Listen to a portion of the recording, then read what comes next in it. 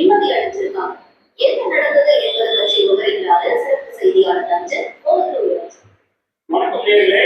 சுமார் 7-8 மாதங்களுக்கு முன்பு, அதாவது கடந்த ஆண்டு செப்டம்பர் மாதத்துல உச்சநீதிமன்றம் கொண்ட ஒரு தீர்ப்பாக அரசு பள்ளிகளில் வேலை பார்க்கக்கூடிய ஆசிரியர்கள், லட்சக்கணக்கான ஆசிரியர்கள் பள்ளியில அந்த தீர்ப்பானது எங்கே இறங்கியது, என்ன நடந்தது உச்சநீதிமன்றம் அப்படி என்ன தீர்ப்பு கொண்டு கடந்தாங்க அப்படின்னு நம்ம பார்க்கும்போது, அரசு பள்ளிகள்ல ஆசிரியர்களாக வேலை செய்து வருபவர்கள் அந்த வேலையில அப்படியே தொடரணும் அப்படின்னாலும், இல்ல ப்ரமோஷன் பதவி உயர்வு வேணும்னாலும் இரண்டுக்கும் சொல்லப்படக்கூடிய ஆசிரியர் தகுதி தேர்வுல கண்டிப்பா பாஸ் பண்ணியே ஆகணும். இது கட்டாயம் அப்படின்னு கடந்த ஆண்டு செப்டம்பர் 1ஆம் தேதி உச்சநீதிமன்றம் அதிரடியாக ஒரு தீர்ப்பை கொடுத்துச்சு. அதுவும் 2 ஆண்டுகளுக்குள்ள ஆசிரியர்கள் அந்த டெஸ்ட் தேர்வை எழுதி பாஸ் பண்ணலாம் அப்படின்னு தேர்வு விதிக்கப்பட்டது. இல்லைன்னா கட்டாய வீட்டுக்கு செல்லுங்கள் அப்படின்னு உச்சநீதிமன்றம் சொல்லிச்சு. இந்த தீர்ப்பு லட்சக்கணக்கான ஆசிரியர்களிடையே அச்சத்தையும் கலக்கத்தையும் காட்டிட்டு, சரி முதல்ல டெஸ்ட் தேர்வு அப்படின்னா என்ன சுத்தமா கொடுக்கலாம். டெஸ்ட் தேர்வு அப்படின்னு சொல்லும் போது, அதாவது ஆசிரியர் தகுதி தேர்வு, டீச்சர் எலிஜிபிலிட்டி டெஸ்ட், இதெல்லாம் சுத்தமா டெஸ்ட் அப்படின்னு சொல்லப்படுகிறது. அரசு பள்ளிகள்ல 1 முதல் 8ஆம் வகுப்பு வரை ஆசிரியர்களாக பணியாற்ற மத்திய அரசின் கட்டாய கல்வி உரிமை சட்டத்தின்படி நடத்தப்படக்கூடிய கல்வி தேர்வு இது. இந்த தேர்வை ஆசிரியர் தேர்வு வாரியமான நீராட்சி நடத்துகிறது. மொத்தத்துல 2 பேப்பர்ஸ் இருக்குங்க. பேப்பர் 1 எதுக்காக சொல்லும்போது 1 முதல் 5ஆம் வகுப்பு வரை பாடம் சொல்லித் தரக்கூடிய இடைநிலை ஆசிரியர்களுக்கானது. பேப்பர் 2 6 முதல் 8ஆம் வகுப்பு வரை டீச் பண்ணக்கூடிய பட்டதாரி ஆசிரியர்களுக்கானது. உச்சநீதிமன்றம் கடந்த ஆண்டு உத்தரவு போட்டது.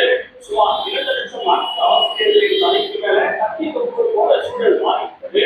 மொத்தமாக அரசு பள்ளிகள்ல எவ்வளவு ஆசிரியர்கள் இருக்காங்க அப்படின்னு ஒரு புள்ளிகளை பார்ப்போமா? அரசு பள்ளிகள், அரசு உதவிகள் பள்ளிகள், தனியார் பள்ளிகள் அப்படின்னு மொத்தமும் சேர்த்து சுமார் 5.5 லட்சம் ஆசிரியர்கள் தமிழ்நாடு முழுவதும் பணியாற்றுகிறார்கள். இதுல மொத்தமாக 3.1 லட்சம் ஆசிரியர்கள், கல்வி தராத ஆசிரியர்கள் அப்படின்னா அந்த டெஸ்ட் எழுதி தேர்ச்சி பெறாமல் இருப்பதாக விவரங்கள் சொல்கின்றன. இதற்கு உச்சநீதிமன்றம் சொன்னபடி 5 ஆண்டுகளில் ஓய்வு பெற போறவங்க எண்ணிக்கை எடுத்துட்டாங்க. அதாவது 5 ஆண்டுகளில் ஓய்வு பெற இருப்பவர்கள் அந்த டெஸ்ட் எழுதி விலக்கு கொடுக்கப்பட்டது. அந்த எண்ணிக்கையை எடுத்துட்டாங்க. மீதி மாத நேரத்திலே ஒரு 3 லட்சம் ஆசிரியர்கள் இருக்கிறாங்க. தமிழகம், புதுச்சேரி இடத்திலேயே சேர்த்து இந்த 3 லட்சம் ஆசிரியர்கள் தற்போது பிள்ளைகள் நடத்தக்கூடிய டெஸ்ட் எழுத போறாங்க.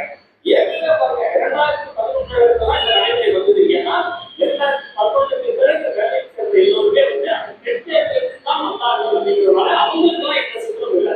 ஆனா 2011 முன்பு வேலைக்கு சேர்ந்த ஆசிரியர்கள் இதனால மிகப்பெரிய சிக்கலை எதிர்கொண்டிருக்கிறாங்க.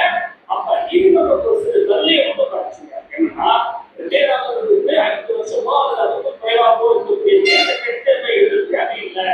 இப்ப உள்ளதையே வேலையை செஞ்சுக்கலாம்.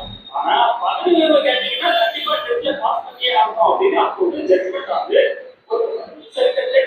அவ்வளவு கஷ்டமா ஆசிரியர்கள் தான் மாணவர்களுக்கே சொல்லி தராங்க. அதனால இந்த டெஸ்ட் எழுதி தேர்ச்சி பெற முடியாதா நம்ம பார்க்கும்போது பொதுவாக இந்த டெஸ்ட் பொறுத்த வரைக்கும் குற்றங்கள் நடைபெற்றது.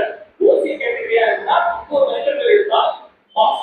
இதர பிசி, எம்பிசி போன்ற இதர வகுப்பை சேர்ந்தவர்கள் 82 மதிப்பெண்கள் எடுக்க வேண்டும். பட்டியல் வரக்கூடியவராக இருந்தால் 60 மதிப்பெண்கள் எடுக்க வேண்டும் அப்படின்னு. இப்போ இந்த தேர்ச்சி கட்டாயத்துக்கு சொல்லப்படக்கூடிய இந்த தீர்ப்பு இருக்கு இல்லையா, இந்த தீர்ப்பை எதிர்த்து தமிழ்நாடு அரசு தாக்கல் செய்த மறு ஆய்வு மனு மீது விசாரணை நடத்தியது உச்சநீதிமன்றம்.